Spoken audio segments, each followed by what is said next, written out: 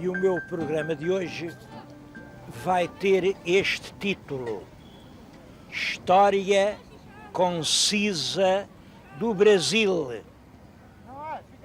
Bem, eu sei que isto é polémico. Há muita gente que diz, não, já havia Brasil há muito tempo. Claro que havia Brasil. Eu não estou a dizer que lhes vá falar propriamente do Brasil. Vou-lhes falar da história do Brasil, que é outra coisa. O Brasil havia desde a formação do mundo, quando realmente o planeta se formou e se separaram os mares e as terras, ficou aqui deste lado do Atlântico esta imensa região que mais tarde se viria a chamar Brasil. Bom, mas a história começa com os primeiros documentos escritos. Ora bem, o Brasil tem a sorte de ter um documento, o primeiro documento escrito. É a carta do Pero Vaz de Caminha, que ele escreveu a El Rei Dom Manuel na ilha da Vera Cruz. Nessa altura até julgavam que isto foi uma ilha. O documento está aqui, exatamente como foi escrito, página a página, e naturalmente no fim tem a data. Diz, 1º dia de maio de 1500. É a data do primeiro documento escrito sobre a história do Brasil. Já se tem chamado a isto a certidão de nascimento do Brasil, e com razão. É um documento espantoso. Isto é um documento espantoso. Bom, o que aconteceu foi isto. O Pedro Álvares Cabral vinha numa armada com muitos navios e com muita gente, mas também vinha lá um escritor, que era o Pero Vaz de Caminha. Ele ia para a Índia e devia ser lá, enfim, o homem que ia dirigir a nossa feitoria. Escrevia muito bem, era um verdadeiro escritor. E como passou aqui 8 dias, ele vinha à terra, via, olhava, e depois, quando voltava ao navio, sentava-se numa daquelas cobertas e ia escrevendo. Escreveu um dia, escreveu 2, escreveu 3, escreveu 4, escreveu durante todos os dias que aqui passou, e depois mandou a carta ao rei Dom Manuel. É claro que conta coisas que são encantadoras. Há um pormenor que eu acho formidável. No segundo, quando o capitão resolveu mandar dizer aqui uma missa, num domingo que aqui passou, mandou talhar na floresta uma enorme cruz. O capitão não sabia o peso destas árvores, olhou para uma árvore muito grande e disse, olha, corta esta. E depois outra que estava ao lado, aquela para fazer o braço. E os carpinteiros, à machadada, assim fizeram. Só que as árvores deviam ser de pau-ferro, porque eram tão pesadas, que os marinheiros portugueses, que eram centenas, puseram o ombro para levantar, mas não foram capazes. A árvore ficou agarrada ao chão. E os nativos brasileiros que estavam à volta a espreitar, diz aqui, já eram aí 70 ou 80. Vieram todos, meteram-se juntamente com os portugueses e todos, ombro a ombro, levantaram a cruz, ergueram-na, e foi essa a primeira cruz que se ergueu aqui na terra da Vera Cruz, diante da qual se disse a Santa Missa. Tem muitos outros episódios. Eu acho que um dos documentos mais belos que jamais foram escritos em português é esta carta do Pero Vaz de Caminha. O que eu tenho na mão é uma edição feita há 100 anos. Foi feita aqui no Brasil, feita aqui na Bahia, para comemorar exatamente o 4º centenário do descobrimento do Brasil.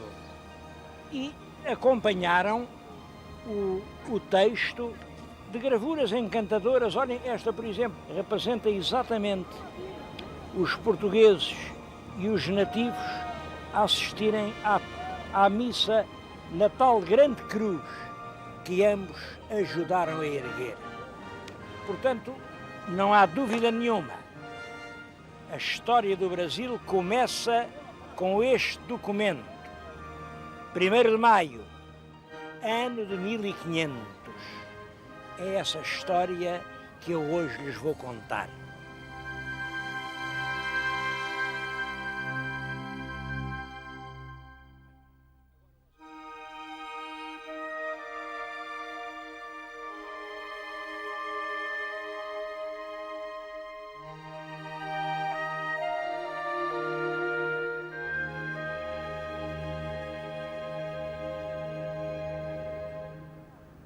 O que é extraordinário é que Pero Vaz de Caminha parece ter tido uma espécie de intuição da espantosa riqueza do Brasil.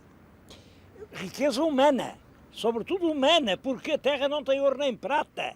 Aqui a riqueza está na gente. Ouçam estas palavras que foram escritas já fez 500 anos. Fez 500 anos no 1º de maio passado. Nela quer dizer, na terra. Até agora não podemos saber que haja ouro, nem prata, nem nenhuma coisa de metal, nem de ferro. Mas a terra em si é de muito bons ares. As águas são muitas, infindas, e em tal maneira é graciosa que, querendo a Vossa Alteza aproveitar, dar-se-á nela tudo, tudo. Mas o melhor fruto que se pode fazer será a salvação desta gente. E esta deve ser a principal semente que Vossa Alteza em ela deve lançar. A semente da gente. Reparem como isto, passados 500 anos, nos parece profético. O Brasil é hoje uma das mais ricas nações do Hemisfério Sul. Uma nação a progredir trimestre a trimestre, uma nação com um futuro espantoso, mas por detrás de tudo isso está o talento, está o trabalho do povo brasileiro.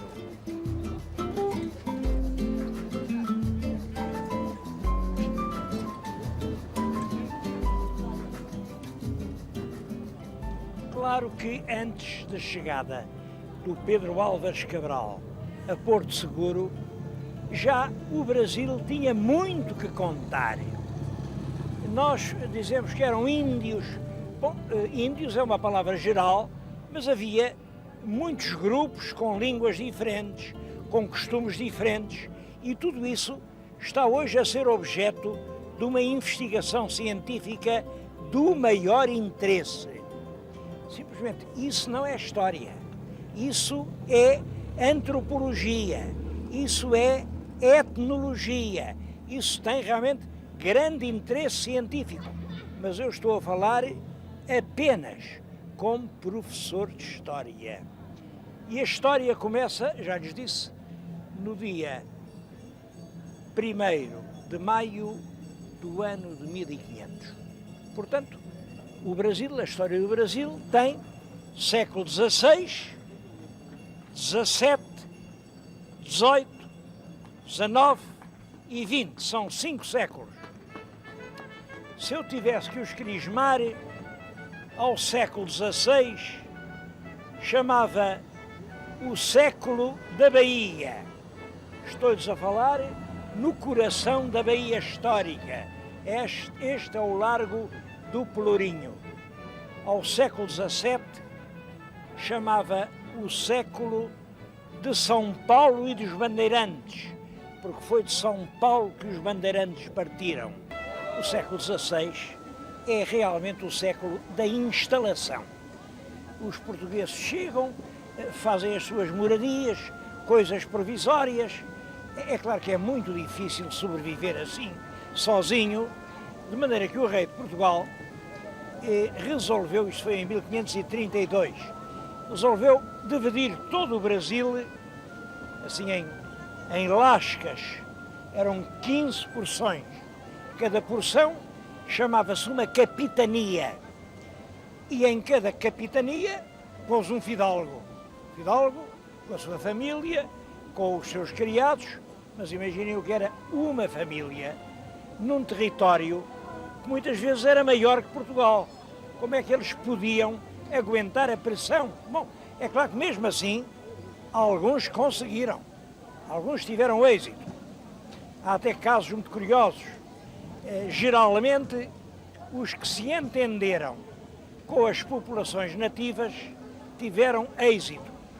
Aqui na Bahia, olhem, eu estou aqui a fazer o programa, estou instalado num hotel que se chama Hotel Catarina Paraguaçu. Bom, Paraguaçu, é claro que é um nome índio. Catarina é um nome portuguesíssimo. Por que é que ela se chama Catarina Paraguaçu?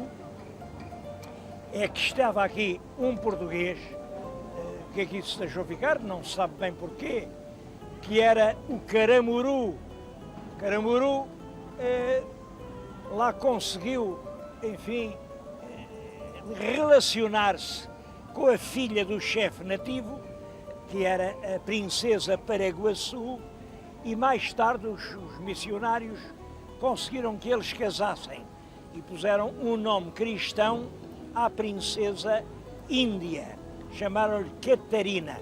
Catarina, que era, como sabem, nessa altura, o nome da rainha de Portugal, da mulher de Dom João III. Portanto, aqui temos Catarina Paraguaçu, mostra exatamente essa ligação dos homens que vêm do reino com as mulheres que encontram na terra. Em todo caso, as capitanias não eram forma suficiente e quando chega ao meado do século, em 1549, o rei cria o regime de governo geral, nomeia um governador geral para o Brasil, é o Tomé de Sousa. Tomé de Sousa andou, navegou e entendeu que aqui, onde eu estou, isto é a cidade do Salvador da Bahia, aqui é que ficava bem a capital desse novo mundo que estava a nascer. É no tempo dele que se fazem os primeiros engenhos de açúcar, é no tempo dele que se mandam tropas para defender o Rio de Janeiro e expulsar de lá os franceses, é no tempo dele que se cria a cidade de São Paulo com os missionários que vão de São Vicente, serra acima, é no tempo dele que nasce o grande país que vai ser o Brasil.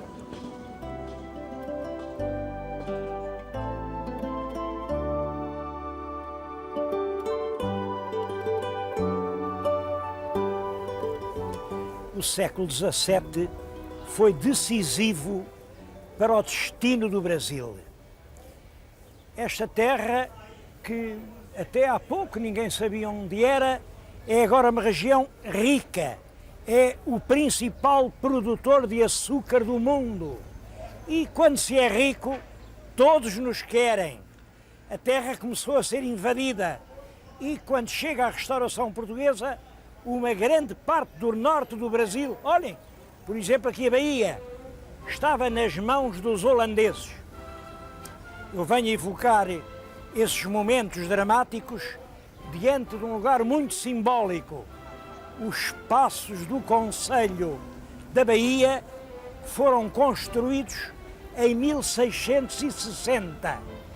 Naquela pedra que lá está, diz que reinava el rei Dom Afonso VI. É o tempo do padre António Vieira.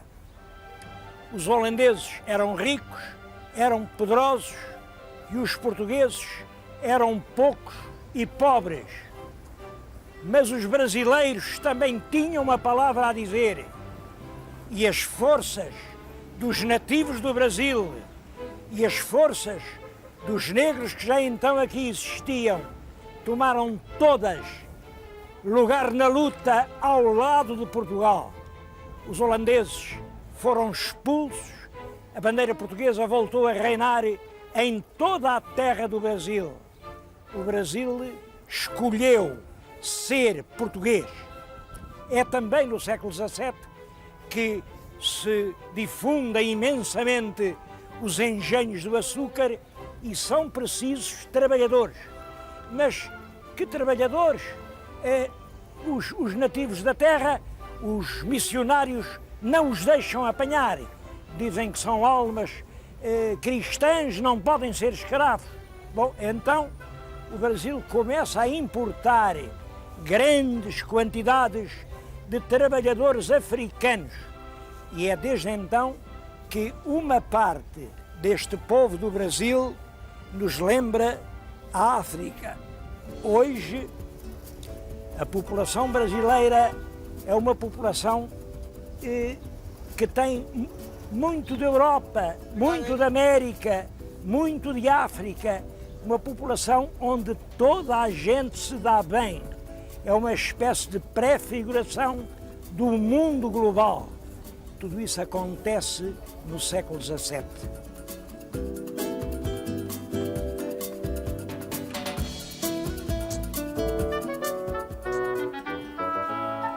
O século XVIII é o século do ouro.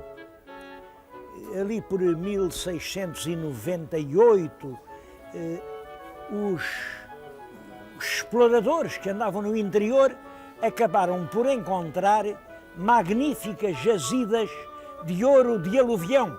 O ouro vinha na água das ribeiras rapidamente, às vezes em poucos meses. Era possível colher ouro para fazer fortunas. Bom, eu escolhi para lhes falar no ciclo do ouro este convento de São Francisco na cidade da Bahia. Ele foi construído entre os anos de 1708 e 1748. Isto corresponde em cheio ao reinado do nosso rei Dom João V. O claustro é magnífico. Tem à volta painéis de azulejos feitos em Lisboa, que são realmente extremamente interessantes. Agora, olhem, por exemplo, aquele que lhes vou mostrar, a legenda do painel, Pecunia dona de omnia, significa o dinheiro paga tudo. Mas o mais importante é a igreja. A igreja é a igreja com melhor talha dourada que existe em todo o mundo.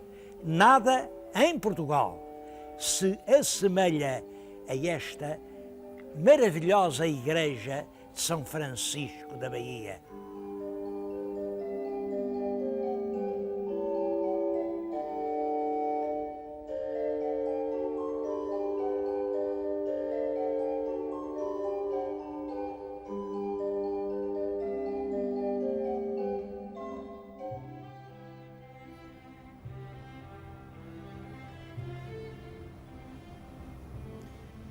O século XIX é o tempo das grandes mudanças políticas. Em Portugal, a política europeia e as guerras napoleónicas tinham levado o governo português a mudar a capital do reino, que era em Lisboa, para o Brasil. Esteve aqui na Bahia, mas logo a seguir esteve no Rio de Janeiro. Bom, isso foi muito bom para o Brasil, porque houve um grande progresso. Em 1815, o Brasil deixou de ser colónia, passou a existir o Reino Unido de Portugal-Brasil. E era um projeto muito bonito, um projeto com um grande reino, metade do lado de cá do Atlântico, bom, metade, uma grande parte do lado de cá do Atlântico, outra parte do lado de lá. Mas é claro, era uma aliança muito difícil, uma aliança entre um país cheio de futuro como o Brasil e um país cheio de passado como Portugal. Enquanto a capital esteve aqui, tudo bem. Mas a certa altura há uma revolução em Portugal. Disseram, então que história é esta? O rei não está cá, os tribunais não estão cá, o governo não está cá, exigimos o rei de volta.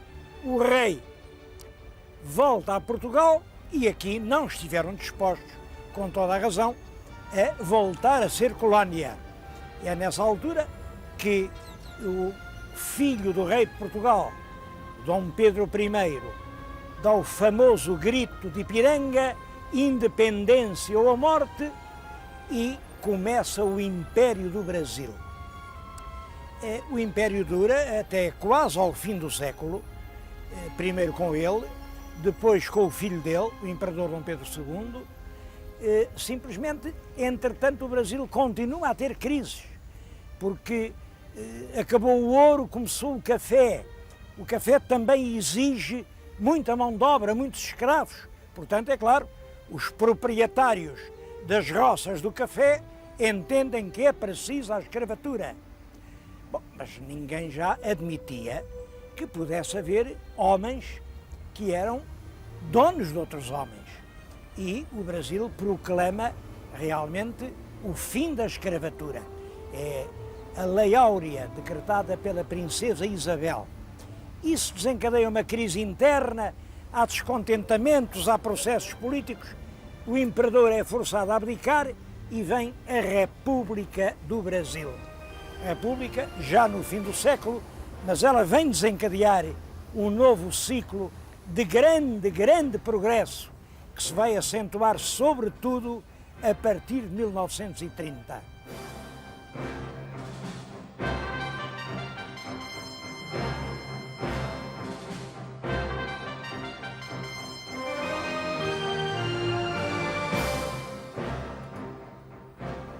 Na história da República no Brasil há muitos nomes notáveis, mas há 3 presidentes da República cujos nomes todo brasileiro de hoje sabe de cor. É Getúlio Vargas, o homem que ganhou a Batalha do Progresso e transformou o velho país rural numa grande nação a andar em frente. É o presidente Juscelino Kubitschek de Oliveira, que ganhou a Batalha de Brasília. O vulto dele está na nossa frente e eu quero hoje especialmente recordá-lo. E o último é o de agora. É o presidente Fernando Henrique Cardoso, o homem que ganhou a Batalha do Cruzeiro. Eu vim ao Brasil muitas vezes, e a gente nunca sabia quanto o dinheiro valia. A moeda de um ano para o outro valia 10 vezes menos, 50 vezes menos. Bom, eu agora tenho aqui a moeda nova, a moeda que ele fez, a moeda do real, a nota do real. Toda a gente sabe o que é um real. E ter conseguido vencer a Batalha do Real é o mesmo que ter conseguido derrotar a praga da constante e galopante inflação brasileira. Mas eu disse que vinha aqui para falar de Juscelino.